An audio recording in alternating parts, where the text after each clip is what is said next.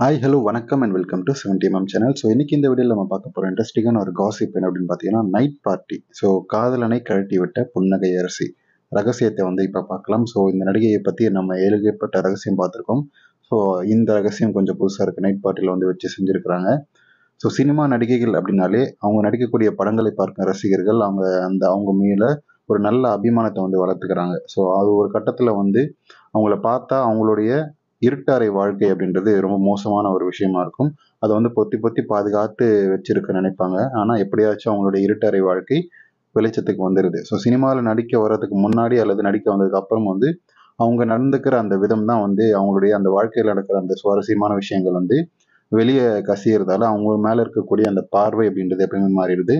நடிகை ஸ்னேகா தமிழ் சினிமாவில் புன்னகை அரசி அப்படின்னு சொல்லி ரசிகர்களால் அன்பால் அழைக்கப்படக்கூடிய ஒரு குடும்ப குத்துவிளக்கு நடிகை பார்க்கப்பட்டாங்க. ஸோ ரசிகர்கள் மத்தியில் ஒரு நல்ல வரவேற்பும் அவருக்கு கிடைச்சது. நடிகை KR விஜயாவுக்கு அப்புறம் சிரிப்பால் ரசிகர்களை கவர்ந்த ஒரு நடிகை அப்படின்னா அது ஸ்னேகா அப்படின்னு தான் சொல்லணும். மலையாள சினிமா இண்டஸ்ட்ரியில் இன்ட்ரடியூஸ் ஆகி அதுக்கப்புறம் தமிழ் சினிமாக்குள்ளே நிறைய படங்களை ஹிட் கொடுத்து நடித்தவர் தான் நடிகை ஸ்னேகா. அவருடைய கரியரில் டேர்னிங் பாயிண்ட் அப்படின்னா செல்வராகவன் டைரக்ஷனில் தனுஷ் நடித்த அந்த புதுப்பேட்டை படத்தில் விலை மாது கேரக்டரில் ஆப்டாக நடிச்சிருப்பாருங்க. ஸோ ஒரு ஐட்டம்னா இப்படி தான் இருக்கும் அப்படின்னு சொல்கிற அளவுக்கு முக எக்ஸ்பிரஷனாக இருக்கட்டும், அந்த பாக்கு போட்டு மெல்றதா இருக்கட்டும், எல்லாமே ரொம்ப ஆப்டாக சூப்பராக நடிச்சிருப்பார் நடிகை ஸ்னேகா. பார்க்கும்போதே வெறியாகும் அந்த அளவுக்கு.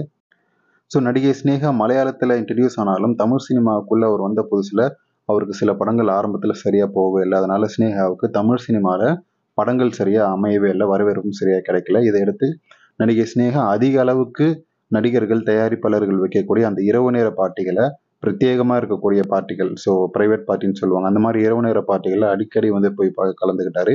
அது அட்டை பத்திரிகையிலேயும் அந்த காலத்தில் போடுவாங்க. ஸ்னேகாவின் இருட்டு அறை, அப்புறம் வெளிச்சத்துக்கு வந்த அவருடைய பட வாய்ப்புகள், வெளிச்சத்தில் பட வாய்ப்பு, இருட்டில் கதவை சாத்துன்ற மாதிரி அந்த அட்டை பத்திரிகை எல்லாம் போட்டிருப்பாங்க. ஸோ அந்த மாதிரி அடிக்கடி பார்ட்டிஸ் போயிட்டு அதுக்கப்புறம் தமிழ் சினிமாவில் அவருக்கு பட வாய்ப்புகள் அதிகரிச்சது.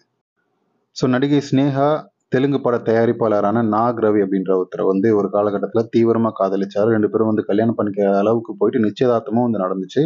ஸோ நடிகை ஸ்னேகா அந்த ஒரு தொழிலதிபர் கூட நெருக்கம் காட்டி பல நாள் அவருடைய கெஸ்ட் ஹவுஸில் தங்கி இருந்தது அவருக்கு தெரிய வந்தது. அதுக்கப்புறம் இந்த நிச்சயதார்த்தத்தை நிறுத்திட்டாரு. நடிகை ஸ்னேகாவும் அதை அனௌன்ஸ் பண்ணிட்டு கைவிட்டுட்டாங்க.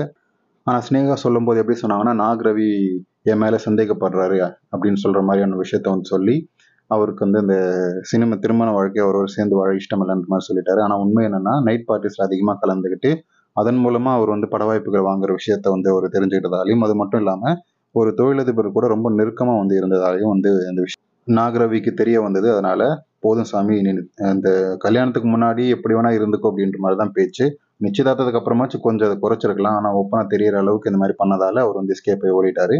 ஸோ இது எப்படியோ அவங்களுடைய காதல் வாழ்க்கை, இவங்க நைட் பார்ட்டிஸ் போய் அந்த அந்த படங்கள் அவர் கைவசம் வரணும் அப்படின்றதுக்காக அவர் செஞ்ச சேவைகள் எல்லாமே வருங்கால கணவருக்கு தெரியவே அவர் எஸ்கேப் ஆகி ஓடிட்டாரு. ஸோ இப்போ இருக்கக்கூடிய கணவர் பெரிய மனசை படைச்சவர் அப்படின்னு தான் சொல்லணும். இதெல்லாம் தெரிஞ்சுட்டு கல்யாணம் பண்ணியிருக்காரு இல்லையா.